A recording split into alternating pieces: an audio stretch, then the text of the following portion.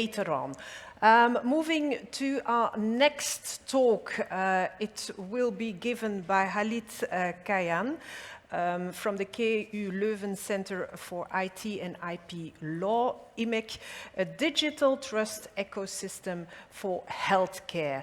I'm looking forward to hear his talk. The floor is yours.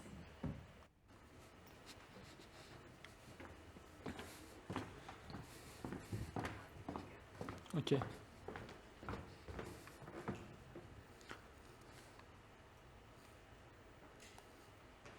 Okay, perfect. So thanks a lot for inviting me, and thanks for being here, and in advance for your attention. So my name is Halid Kayhan. I am a researcher at KU Leuven Center for IT and IP Law, which is as known as CiTiP. And today I'll talk about PharmaLedger, which is a EU-funded innovative medicines initiative, IMI project. And I'm saying EU-funded because it is funded under the research program Horizon 2020 of the European Union. And this is, maybe you don't know that, or maybe you already heard about it. IMI Innovative Medicines Initiative, which you can see a logo here, is the biggest public and private partnership of the European Union, and it is a partnership between European Union and FPL, which is European Federation for Pharmaceutical Industries and Associations, and KU Leuven, as a Belgian university, is a partner in this project, and more precisely, we are leading the work package of legal, ethical, and data privacy framework of this project. So I will first go through about some kind of a quick introduction about the PharmaLedger project, and then we'll discuss about GDPR compliance.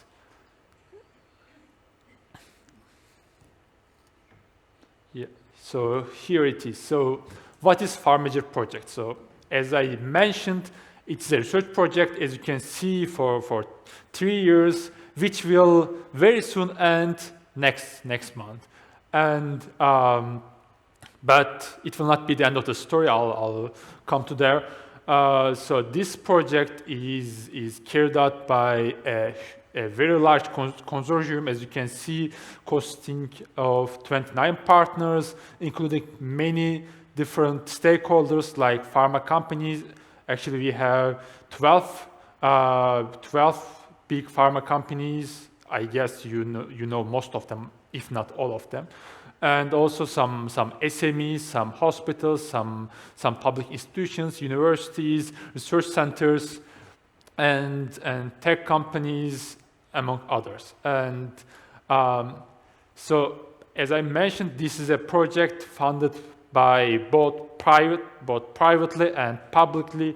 And thanks to that fact, we had a budget of 22 million euros to focus on 3 different areas, which are supply chain, clinical trials, and health data marketplace. And so what is PharmaLedger project? So the project is the project aims to build, as you can see here, a blockchain-based platform with reference use cases in the domain in the areas that I just mentioned: supply chains, clinical trials, and health data marketplace. And the purpose of the project was to empower patients, increase digital trust by utilizing blockchains, and its characteristic features, its particular features, and enable drug traceability and data privacy, so increase data privacy, and also foster a new culture of collaboration. So just continuing here. So I'll not go into the details here because we will have some other things to discuss, but just to give you a quick overview, as you can see, there are many different use cases here. They are mainly focusing on clinical trials, such as a platform for clinical trial recruitment, a matching tool for patients and clinical trial sites, clinical trials, and this is not the end of the story, because then it continues with clinical trial e-consent, where patients, potential participants can consent to clinical trials and have a control of their own consent by using an app we are developing right now. And this will be followed by clinical supply chain system. And if it is not a clinical trial, then we will also have a finished goods traceability system to have an overview of the stock needs, for example, in hopefully across the world. And of course, this is not only about inventory, but also about any need or any demands and approaching and, let's say, determining the production amounts, etc., based on the demand. And also we are developing electronic product information application, which will soon be launched, actually. So this will be the first product of the PharmaLedger project, and soon be launched in April 2023, so next year, and it will be launched in Belgium and Luxembourg as well as Singapore. And this will be a supplement to the paper leaflets, which we use for decades, but which is not easy to use, actually, because of the small size of too much information. But then, thanks to EPI use case, you will have it like more accessible if you have any impairments or if you have any obstacles with the local language or anything else, or if there is any need for an update. So let's say that a new adverse effect was found, but this is not included in the paper leaflet, then thanks to this use case, it will be possible. And based on the functionalities of the EPI, there will also be an anti-counterfeiting use case, or as we call it right now, detecting falsified medicines use case, where it will be possible to use a smartphone, for example, as a patient, not as a pharmacist or healthcare practitioners, but like everyone can use a smartphone just to check the package of a barcode on the package of the medicines. Then they will know if that product is the original product, or if it is a falsified product.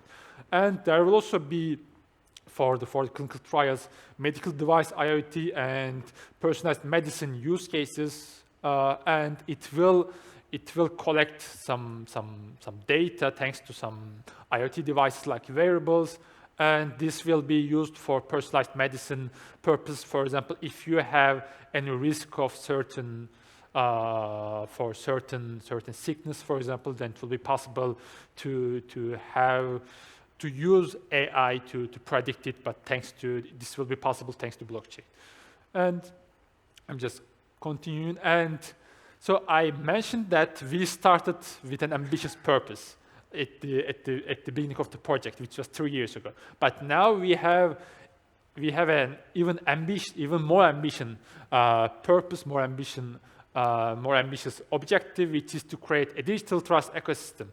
I say ambitious, but this is possible, and this is what we are building, what we have been building for 3 years. And what I mean by digital trust ecosystem.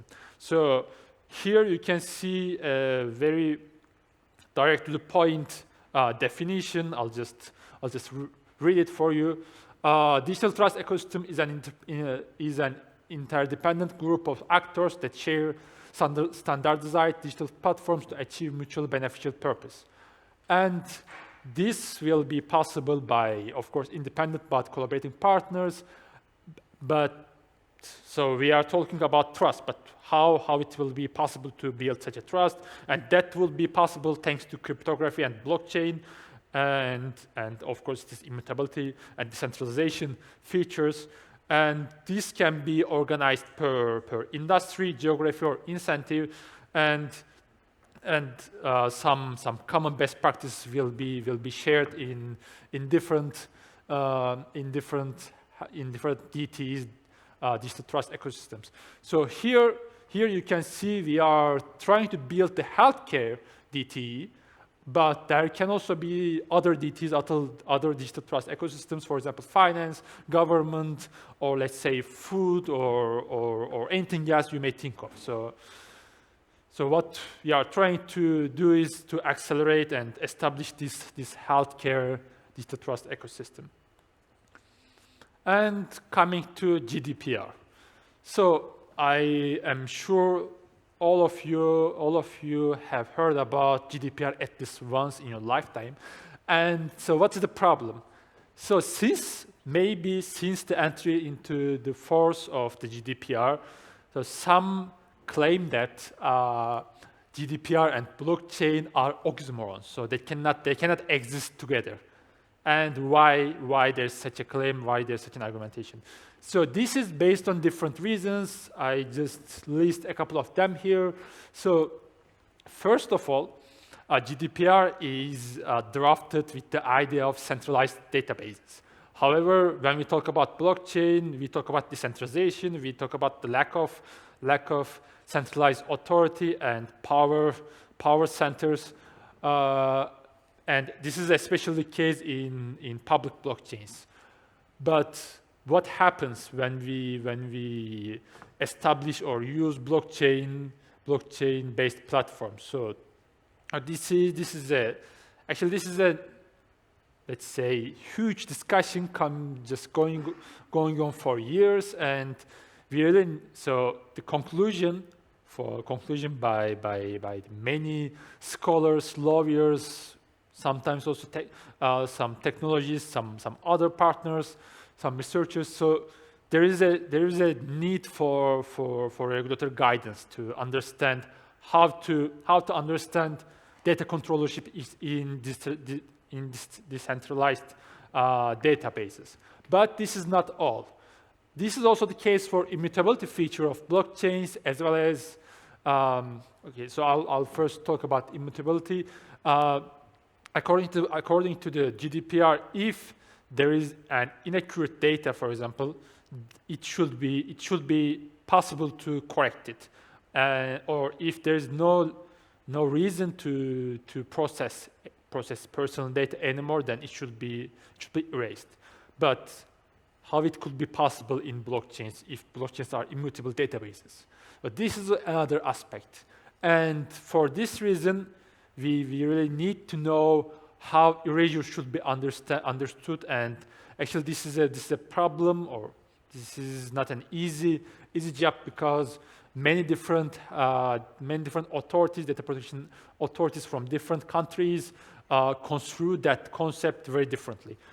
But this is not all. I'm sorry for that, but there's also some questions about some other concepts. I will not go through all of them, but just to give you an example. So what should be the threshold for anonymization? So if data was once personal data, would it be seen as anonymized data at some point? So I'm not talking about anonymization techniques here, but just cryptography and hash links, for example.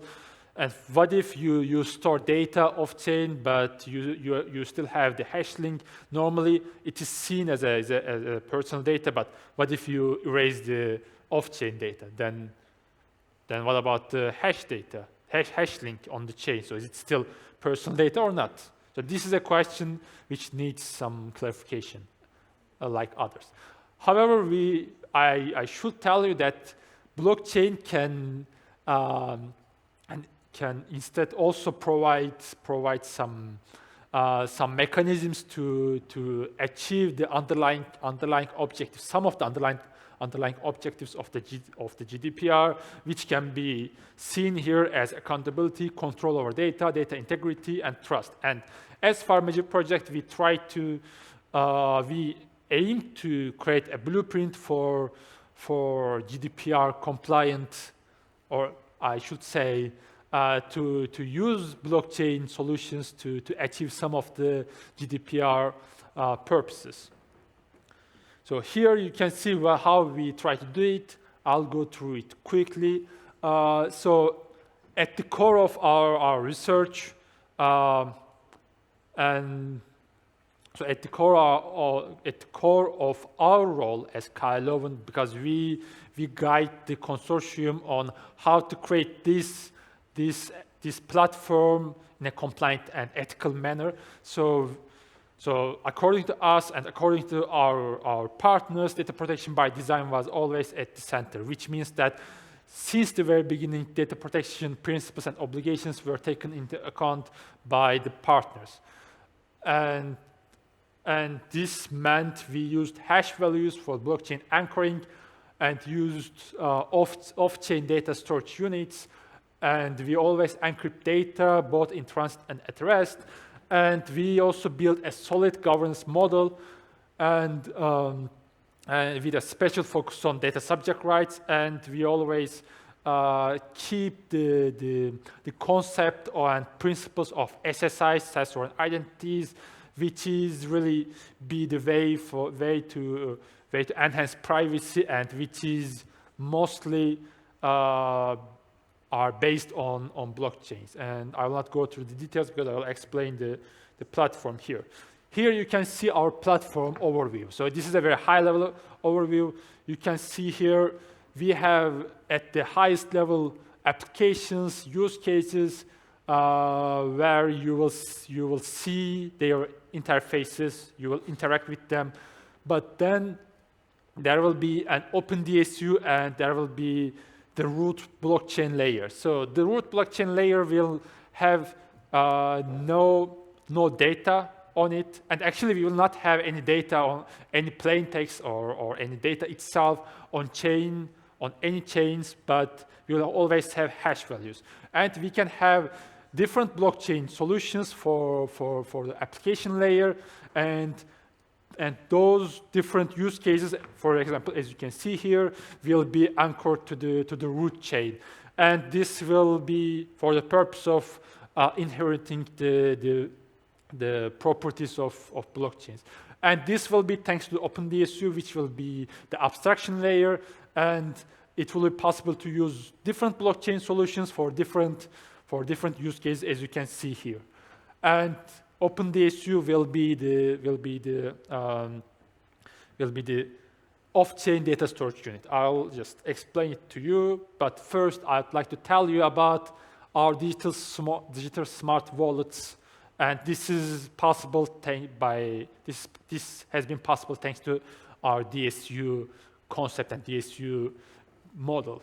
And what is digital smart wallet? So this is based on the idea of self-sovereign applications, which is even beyond the idea of self-sovereign identities, which means it will be possible for you to use the applications, the solutions offered by the PharmaLedger project, PharmaLedger ecosystem, let's say, and you will access the solutions by using some applications called digital smart wallets. And in those wallets, you will be handling your keys, and you will have the control of your identity, your data, as well as your applications. And all the data will be on your edge device. For example, if you use your phone, all the data will be on your device all the time.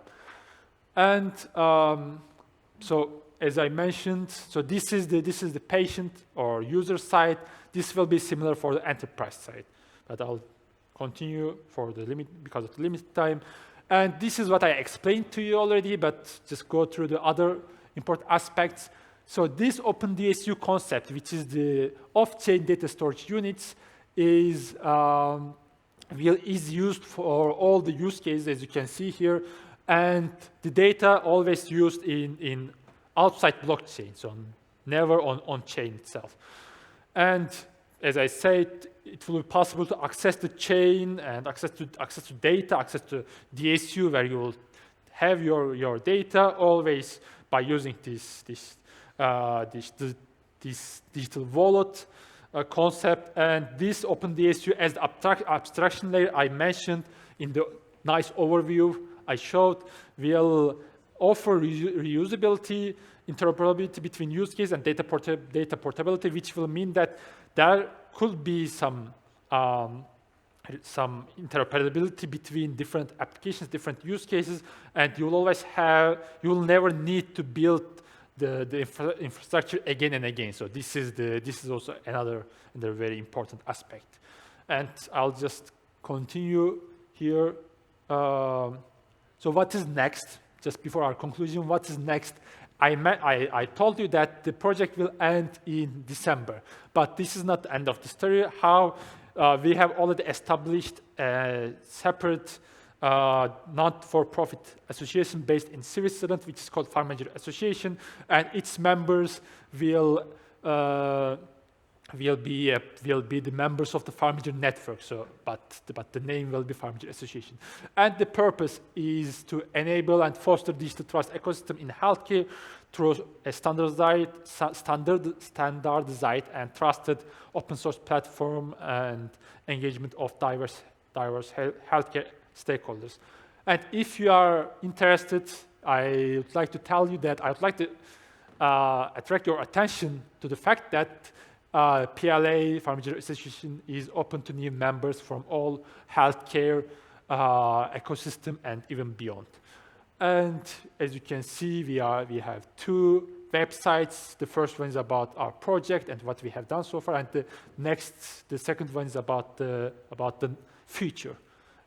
And to conclude, so what we have seen in this project. So in this project, as the legal and ethical partner who are mainly focused on data protection, we have seen that data protection by design and default is the key to go towards compliance with the GDPR. And at this point, I should tell you that it is necessary. It is always necessary to consider and take into account the continuously developing state of the art of blockchain. And this is because there are already some right steps taken to ensure better data protection and give control back to individuals. And just as an example, I believe you have heard some enterprise blockchain solutions which claim to be GDPR compliant. I personally myself find it a bit too assertive because, at least in my opinion, certain GDPR concepts still need to be clarified or revisited, as I mentioned to you, but I will not go through it again because I believe I managed to give you the idea. And I would like to add that while waiting for regulatory guidance, while waiting for the clarification and revisiting of these GDPR concepts, we always need to, as the blockchain ecosystem, we always need to further advance the solutions at hand. And a way for this could be privacy-enhancing technologies such as, for example, zero-knowledge proofs. But also, this is also necessary to shape the regulatory understanding and regulatory approach, because the regulatory authorities will always have a look at the technological state-of-art technological solutions, and it will only be possible for them to understand the technology and regulate it in that way. So by saying that, so I would like to invite you to have a look at our different channels, and I would like to thank you very much for your attention.